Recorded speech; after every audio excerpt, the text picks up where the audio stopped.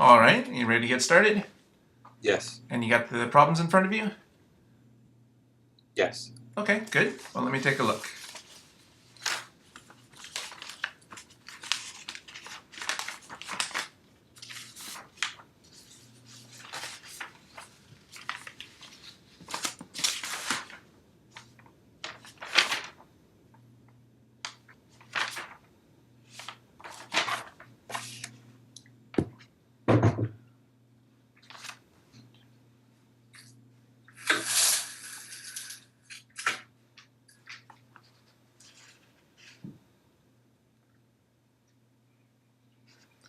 Okay, very good. Well, it looks like you figured out this problem.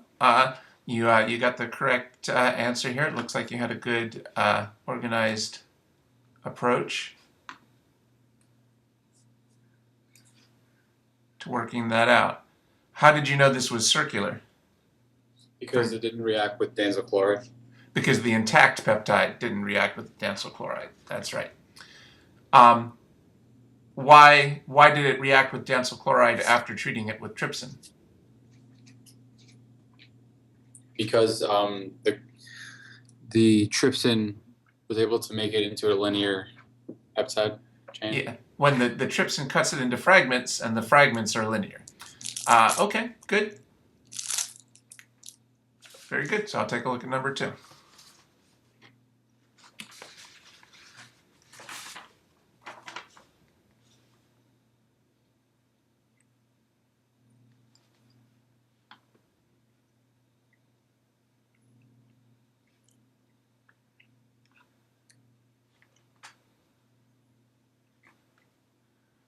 Okay, good. So this is one of the problems that your instructor specifically gave you to work on. Hopefully this is similar to what you'll see on the test because it looks like you got it right. So it looks like we made good progress on that type of problem. Okay, very good. So that's a good method here for number 2.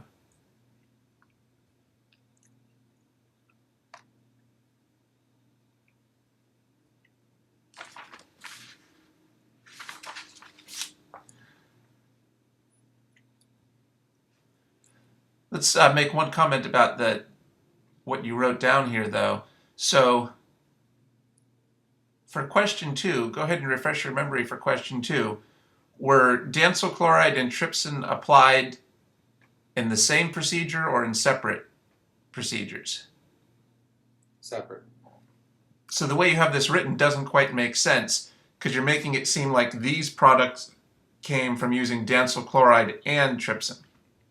But if they did, yeah. So So for example, here you have here Dansyl valine, but the Dansyl chloride was applied to the original complete peptide, not to the trypsin. So it would really be better to write the results of the Dansyl chloride separately. That didn't mess you up on this problem, but if your instructor gives you problems that are slightly harder than this, it's important to think more clearly about exactly when each reagent is being added. So this way of writing it doesn't quite match the data you were given. But in any case, it looks like you understood what was happening because you did get the right answer. Okay, so let's take a look at number 3.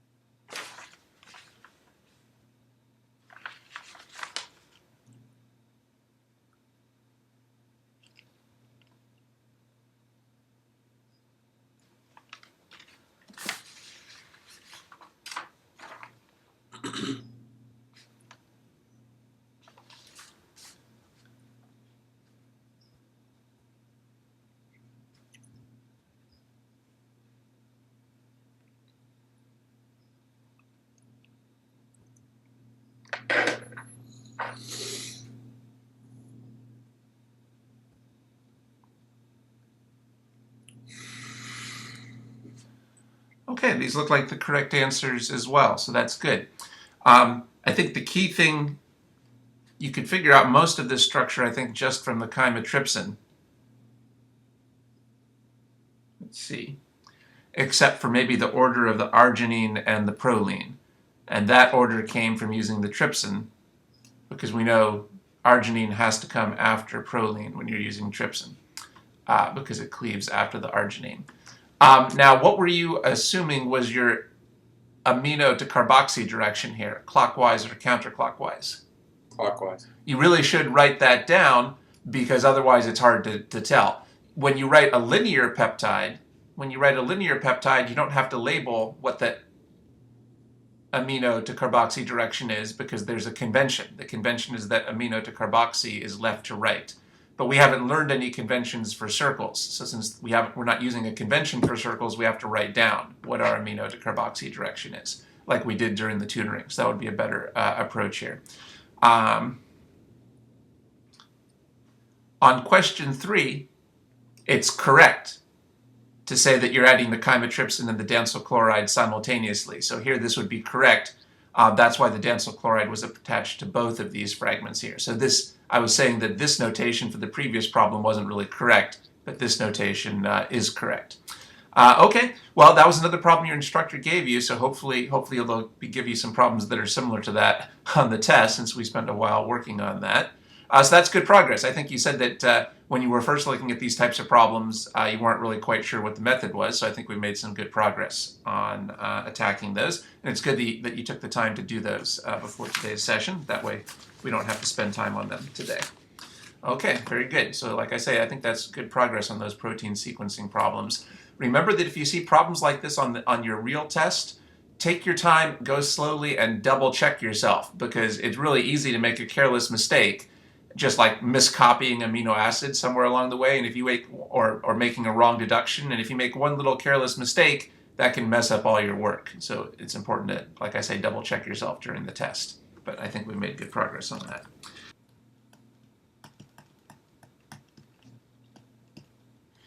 Okay. I don't know if you've memorized what carboxypeptidase A does, but if you haven't, take a look at your table on page 85. What does that say that it does? Amino site of carboxyl terminal amino acid. So, do you understand what that means? What do you think would happen if we reacted this peptide with carboxypeptidase A?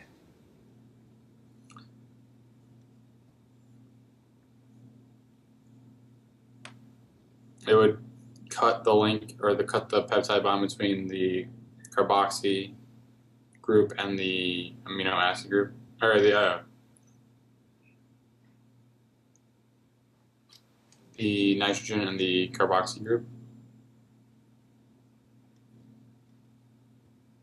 Cut a bond between a nitrogen and, you mean a peptide bond? Yeah. Well, yeah, but which peptide bond will it cut? The phi bond. Okay, well, we don't need to use those terminologies. So which peptide bonds will it cut here? Will it cut all these peptide bonds or only some of them? It would cut all of them. Okay, so I think you might not be really using what the table says there. I think you might have gone too quickly. The table tells you that it only cleaves next to one amino acid. Which amino acid is it going to cleave next to? According to the table. Take your time and try to understand what the table is saying. The carboxy terminal, so the C terminal.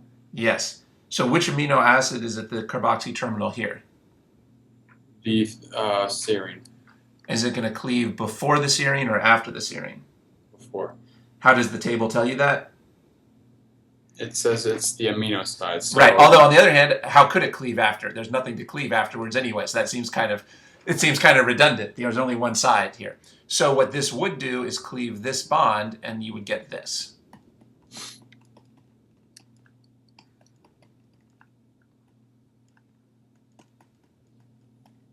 That's what the table is trying to say.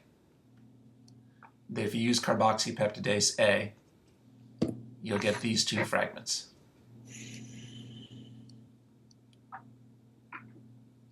Okay. So you have that down? Mm-hmm. What type of molecule is carboxypeptidase A? It's an enzyme. Excellent. What's a more general category? Protein. That's right. Why do you think they called it carboxypeptidase? What does the name refer to? The C terminal, or the last carboxy group. Yeah.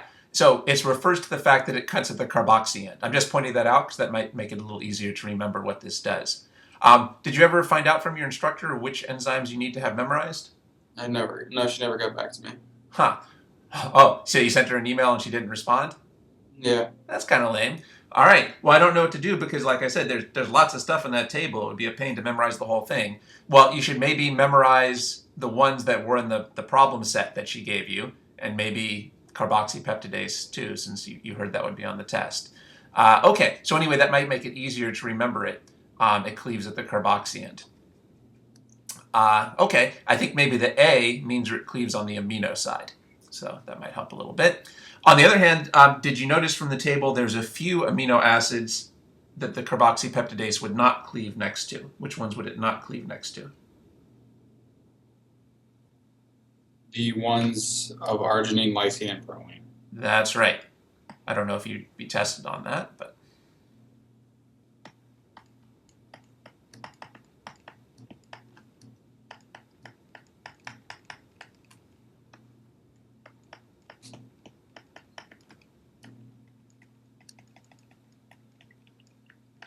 So what would be the results of this reaction?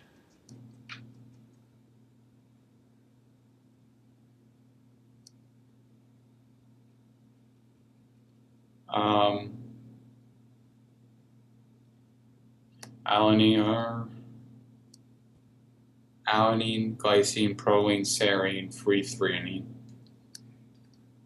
Would the alanine glycine be connected to each other?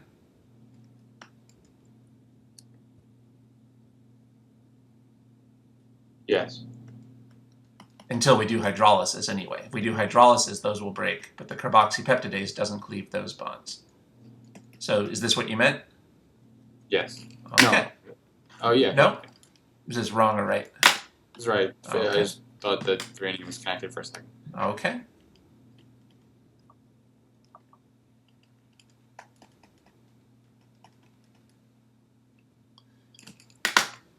So how could carboxypeptidase be useful to you on a protein sequencing problem? If carboxypeptidase is used on a protein sequencing problem, how could you use that to try to figure out something about the structure? I can tell which amino acid is the last amino acid in the polypeptide chain. Excellent. What's the method for figuring out who's first?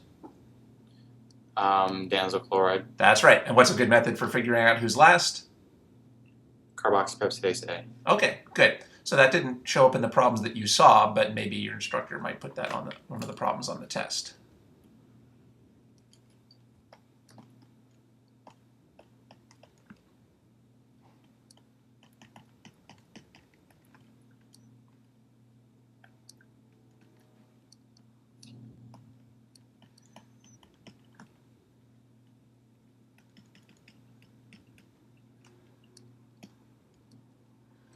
Okay. What would be the results here?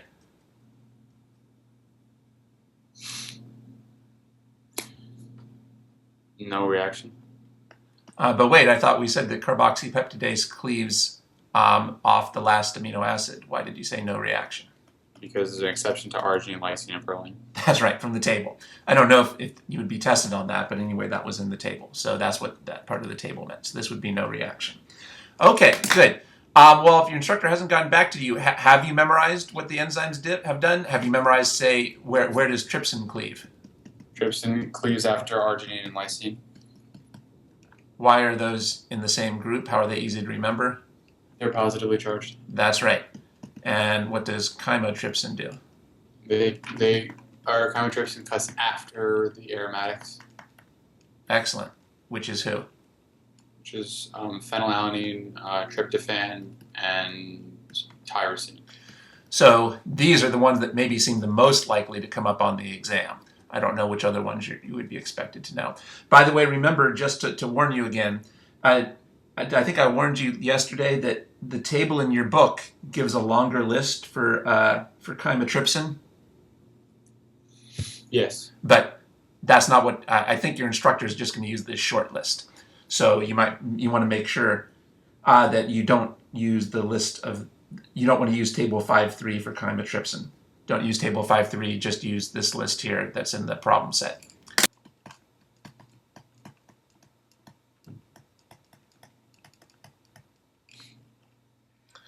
Okay. Well, the table in your textbook tells you what cyanogen bromide does. So study what the table says, and then tell me what you think would be the results of this reaction.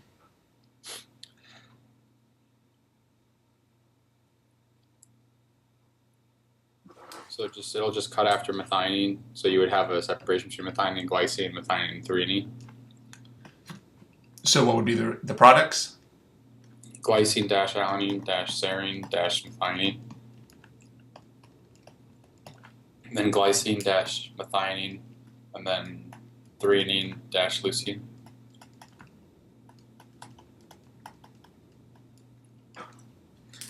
Okay, good.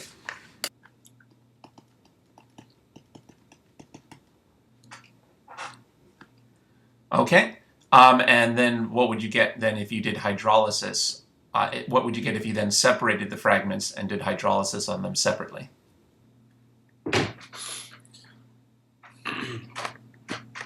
You would just get a mixture of everything. So you get glycine, comma, serine, comma, methionine, comma, alanine.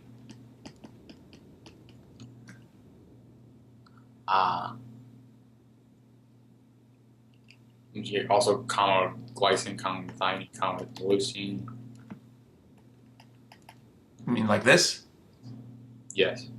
Okay, I think there's some confusion there. Remember, that's not normally how we do the hydrolysis. Here, I just wanted to analyze this similarly to the previous types of cutting that we'd seen. So after we use these types of reagents that cut the proteins, remember again, we would first separate the fragments. So you were saying that all these amino acids would all be jumbled up, but these aren't going to be jumbled up because they would have been separated before the hydrolysis. So you would get one flask that has these, then you'd have a separate flask that has these. And you would have a separate flask that has these.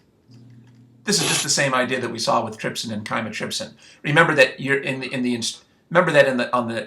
maybe this is confusing because on the problems the instructor doesn't usually even mention doing the hydrolysis after the cutting. They just assume that the hydrolysis is done and they give you these results. On the practice problems, they don't usually show you these, they just show you these. But it's good to know these are two separate steps in reality. Okay, and then what could you as a puzzle doer deduce from this? What could you deduce from the original structure? That the threonine and leucine is the end of the polypeptide chain? Yes. So after you use cyanogen bromide, most fragments have to have a methionine in them. Cyanogen bromide, all the fragments have to have methionine because it cuts next to methionine. But there could be one fragment that doesn't have methionine. What can you deduce about the fragment that does not have methionine? That fragment belongs to the end of the chain? That's right. Anything else you could deduce from here? That on the fourth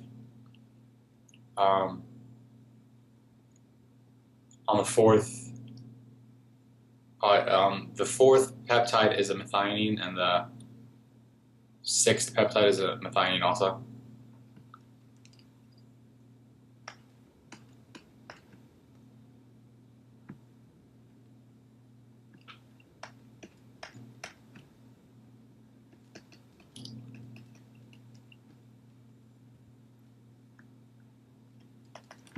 Like this? No, because we did hydrolysis. We deduce that the threonine and leucine are the last two. Anything else besides that? No. Actually, there was something else. So do we know which of, we call these A and B, do we know who goes first, A or B? A does. How do you know that?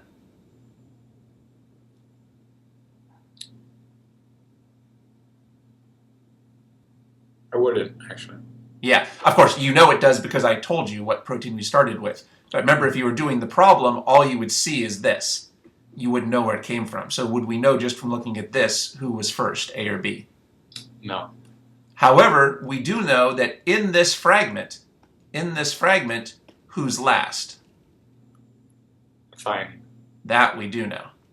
And do we know who's last in this fragment? Methionine. So that we do know. Do we know which of these two fragments goes first? Glycine. Oh, actually, here, yeah. Then we would know this whole thing, wouldn't we? I didn't even realize that.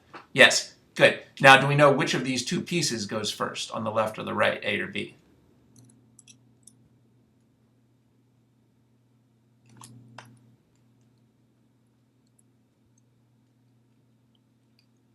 We don't know. That's right. Okay, it's important to know what you don't know. So you couldn't act. So do we know that the fourth thing here is a methionine? And then, Yeah. And then glycine and methionine like this? Yes. I'm not. Yeah. Why do you? How do you know that? No, we don't know that. Okay, so I thought you said we did. All right, so why don't we know it? Because we don't know which one goes first, A or B. Yeah, for all we know, maybe the second one is methionine. Okay, so it could be like this. All right, so it's important to know what you don't know. I guess we do know that this is a methionine, don't we? Mm-hmm. We do know this is methionine, but we don't know whether this is part of the 4 amino acid fragment or the 2. Okay, well, I hope that wasn't confusing to you. So basically, the cyanogen bromide turns out to be very similar than the enzymes we've seen. It just cuts in a different place. There is one little detail here, which is actually cyanogen. I don't know whether you would be tested on this. Let me see if your instructor talked about this in the lecture. There's one other detail about cyanogen bromide. Let me look at the notes you sent me to see if your instructor talked about this.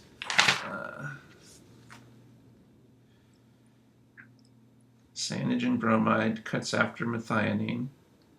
All right, looks like they didn't. There's one other detail, but as from the notes you sent me, they didn't talk about that. So we'll just leave it at that. Okay. Okay, does that make sense? Mm-hmm. All right, so I hope I didn't confuse you there. I was just trying to point out cyanogen bromide is, you would analyze it pretty similarly to trypsin and chymotrypsin. It just cuts in a different place. These videos are offered on a pay-what-you-like basis. You can pay for the use of the videos by making a monthly pledge at my Patreon page. Or you can make a one-time payment by using the PayPal donate button on my website. Thank you.